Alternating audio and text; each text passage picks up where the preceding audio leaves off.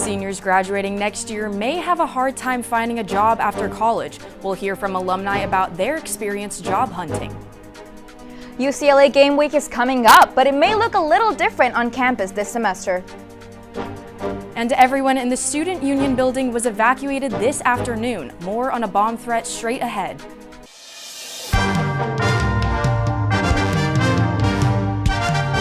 Annenberg TV News is next. The Student Union building was evacuated just a few hours ago because of a bomb threat. Hi, I'm Kajal Reddy. And I'm Mary Elizabeth. Around 50 people were evacuated with LAPD and DPS at the scene. Shortly before 2:30, people at the scene said officers came into the building and started telling people to get out. Witnesses said they were frustrated they weren't told why they needed to leave. But minutes later, they found out it was a bomb threat when the Trojan alert came out. All floors of the building were evacuated, and about 30 minutes later, LAPD determined the bomb threat was false and allowed everyone to return to the building. Now, if you see or hear anything suspicious, make sure to report it to the emergency DPS number. That's 213-740-4321. New data from the National Association of Colleges and Employers shows the class of 2026 will face the worst job market since the pandemic. Multiple reports blame poor job prospects on the rise of AI in the workplace, as well as cost-cutting measures, including widespread layoffs. According to the National Association of Colleges and Employers, 51% of employers said job market prospects for new grades are fair or poor.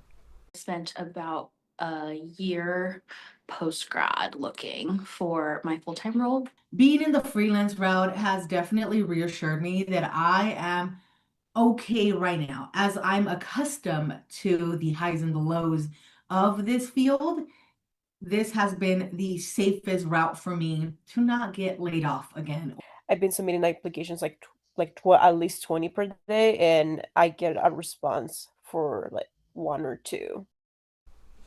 And to make matters even worse, experts say this year's grads will also be competing with workers who've been laid off. New data shows a sharp decline in international new student enrollment at universities across the U.S. Experts say it's the largest drop in more than a decade. The report shows visa delays, denials, and stricter immigration policies are among the biggest factors driving the decline. Some students reported waiting months for appointments after the Trump administration paused new student visa interviews. The message isn't very welcoming. I think that there are attempts to arrest and deport people alongside attempts to kind of increase costs for legal immigration and increase scrutiny of applications for visas. So overall, the message could be more one of deterrence than of welcoming. International student enrollment dropped nationally by 17%, according to a study by the Institute of International Education. Here at USC, international students make up just over 26% of the student body.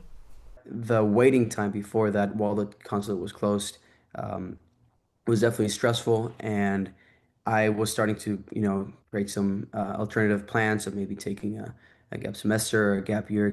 Students who are looking to study here, they're looking to come to a new country, learn the most of what the country, the culture, the professors can give. Even if you push them to come here and they get into top universities, people are just discouraged to come here because they're not going to be able to grow professionally. Universities say the trend could impact campus diversity and budgets. The report estimated that the U.S. economy took a $1.1 billion hit because of the declining international student enrollment. Journalists are increasingly facing violent attacks and threats to their lives, both domestically and abroad. President Donald Trump welcomed Saudi Arabia's leader, Crown Prince Mohammed bin Salman, to the White House yesterday. Trump berated a reporter for posing a question about the murder of Washington Post columnist Jamal Khashoggi in 2018. A report from the U.S. intelligence determined the Crown Prince had ordered the killing. Data from the Committee to Protect Journalists shows 2024 was the deadliest year for media workers since 1992, with 124 journalists killed worldwide. And earlier this year, Annenberg alum Jeremy Lindenfeld was shot with a foam round while reporting on LA protests against ICE raids for the news outlet Capital in Maine. He says he's worried for the future of the press. One of the LAPD officers raised their weapon and fired a foam baton round that hit me in the abdomen, and I was clearly marked as press with a press badge on. I think the press is a foundational institution that makes it possible for freedoms to sustain themselves. I think the level of danger and threat facing journalists under this second Trump administration is higher than it's been, at least in my lifetime that I can recall. Though journalists remain under attack, they say their work will continue in order to protect both democracy and press freedom. The Department of Education is handing over some of its major grant programs to other federal agencies. The changes align with plans to dismantle the department. The proposal still needs approval from Congress before it can go into effect. The decision caused major backlash from teachers' unions and student right groups. It's really disturbing because these moves were announced without any congressional oversight, without any hearings, without even any explanation given to the public for why this is occurring. And I think it's a real poor reflection on the leadership that we're seeing from this administration. And again, this is true in communities that vote Republican and communities that vote Democrat. It's not a partisan issue. Education is not a partisan issue. It affects everyone. California Teachers Association President David Goldberg said this latest action from the Trump administration to attack public schools is both illegal and immoral. The programs under attack serve the most vulnerable children in our communities, including special education. Secretary of Education Linda McMahon also says it's possible programs for disabled students may be transferred to Health and Human Services and civil rights enforcement in schools to the Justice Department.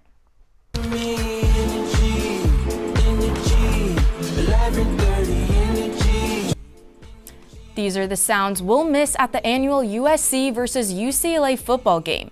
The concerts committee typically features student artists in the traditional Conquest concert, but this year things are different. Reporter Sebastian Soto is live in front of Tommy Trojan with more on the Conquest changes. Sebastian, what can students expect? Mary, students can expect plenty of changes. We're just 10 days away from the annual crosstown rivalry. You can see behind me, Tommy Trojan is already all wrapped up. But with the game being over Thanksgiving break, many of the Conquest Week traditions have been changed and some have even been canceled. The annual Conquest Performance Festival put on by the Concerts Committee has been canceled.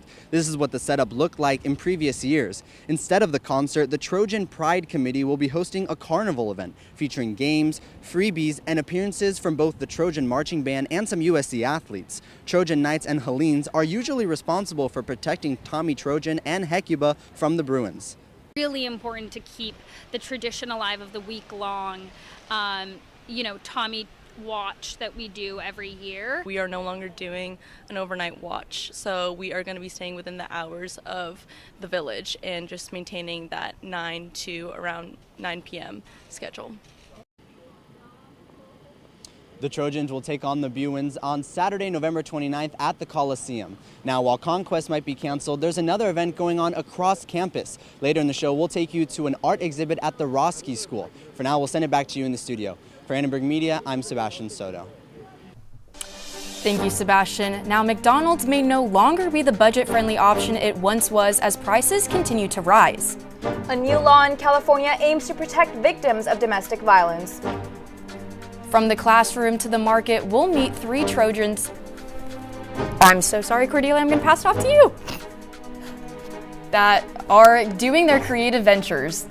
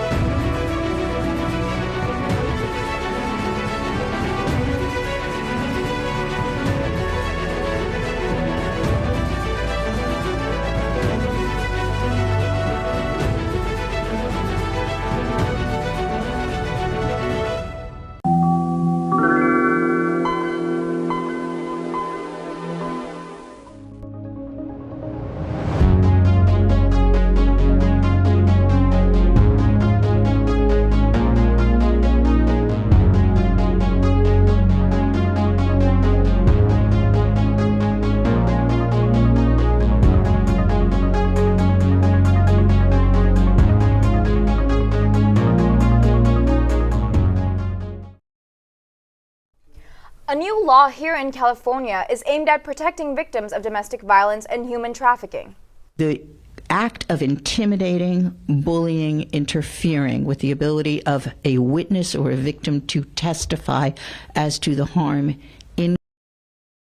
The new law strengthens protections for survivors and witnesses of crimes and ensures that people can seek justice without fear of intimidation or retaliation. The law coincides with a special event last night that touched on the issue.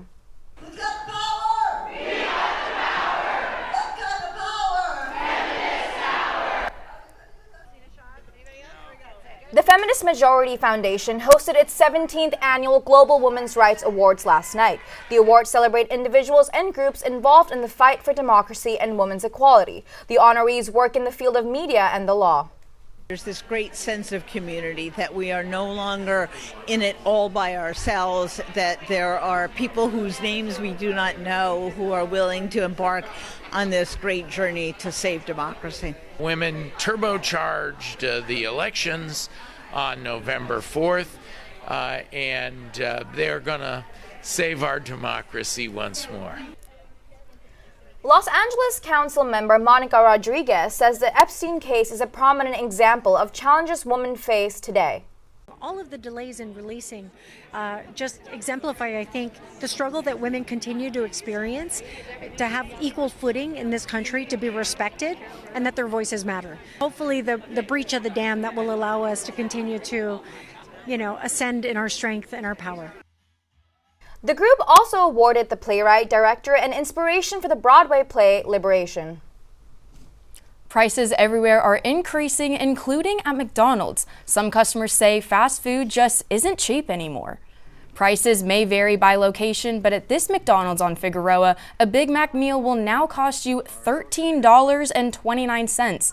A sausage, egg, and cheese bagel, $8.99. It's prompting some customers to say McDonald's is not on their menu as much these days. From 2019 to 2024, items on McDonald's menu increased on average by 40%. In the past, it was like, for me, it's just, I want to get whatever I want, so I pay for those, and it's totally affordable. Right now, it's like I need to check out deals or whatever, it seems cheap to me. McDonald's, talk about any fast food, it's supposed to be like a cheap meal, right? Or a cheap fast meal, and usually when I go, the wait is really long and the meals are super expensive, so it's like, why waste my time? A lot of time you could just whip out a $5 bill and buy a Big Mac, but nowadays it's kind of like, does it come with fries? Do I have to pay extra for that? It's not just McDonald's. Prices have also been going up at Taco Bell, Pizza Hut, and Popeyes. And now with our full weather report, the prices were rising, but the rain came pouring down this weekend. Chris, what can you tell us about that? Thank you, Mary. That's right. Trojans, I hope you survived this past very wet weekend. Personally, my shoes are soaked. But let's look at the weather before we all enjoy a very happy Thanksgiving. I'm Chris Happy, your weather guy, and this is the Climate with Chris. Looking at today's weather, it is currently 58 degrees outside with 75% humidity. It wasn't too much warmer earlier this afternoon either at about 63 degrees, so we aren't quite the cold spell. Moving on to the 5-day forecast. I am so sorry to say, Trojans, that it will be raining these next few days, so break out that rain gear. Once again, I just wanted to show off what I'm wearing to stay dry, as it will be raining on all of Thursday and Friday morning, and with that comes cooler temperatures. It will be 58 degrees on Thursday and lows in the 40s. That is the coldest it has been all semester, but luckily things will warm up slightly as the clouds part. It'll be 68 degrees on Saturday, 69 degrees on Sunday, and about 67 degrees on Monday. So it still will be cold, but at least we won't have to wear an umbrella or raincoat or anything like that. Personally, I'm glad to watch a few Trojan football games in the sun. I hear we have a few tough matchups. Drew, what's up with that? Indeed we do, Chris. USC travels to Oregon for a top 15 clash where the Trojans defense will have its biggest test of the season. Jazzy Davison and the women of Troy head to South Bend for a tough ranked battle against number 24 Notre Dame. And finally, the King returns while the Lakers explode for a 140 in a statement win.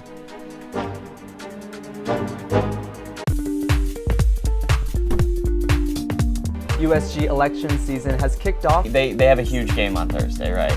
Huge. Prior to that, he couldn't hit water if he fell out of a boat. And a warning tonight about a massive storm heading our way. We're live here at the Galen Center. What would y'all do if you had $2.5 million? Music, art, and women empowerment. And she put her stamp on Big Ten history. Those are men swimming like fish. Thanks for watching. Annenberg TV News. You never miss an episode. Don't forget to subscribe. Thanks for watching.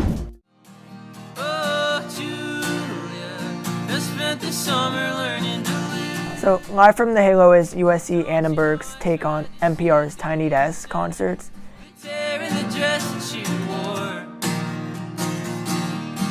This is like a platform for USC students and adjunct students just to perform and play their music for an audience.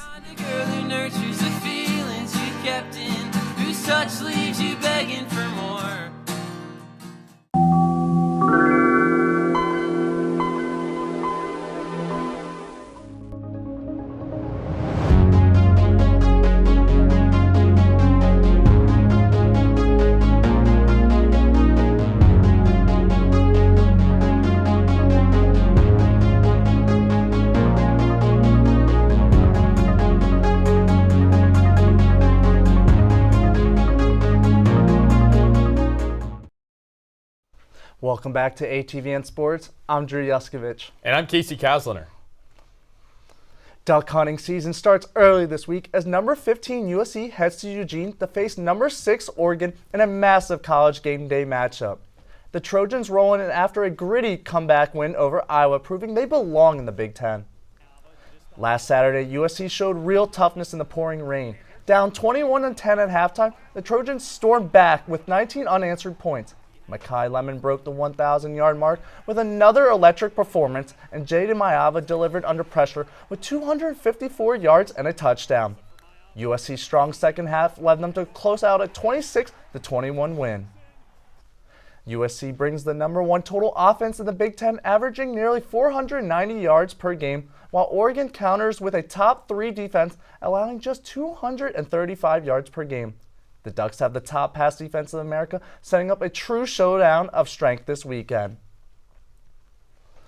So, Casey, what do you think is the biggest factor that's going to decide this huge game in Eugene? It's USC's offense. You got to find the playmakers early. You talked about Makayla and Jacoby Lane. Those guys have to get involved from the jump to get a good start for USC. I agree, too. I think the defense will also be my biggest factor, as they have allowed in the last 3 games in the second half only 3 points. If they can do that for this game, this should be a USC win and hopeful a playoff berth. Absolutely, agreed. Kickoff is 12:30 p.m. Pacific time this Saturday with playoff implications on the line. USC looks for its first win in Eugene since 2011.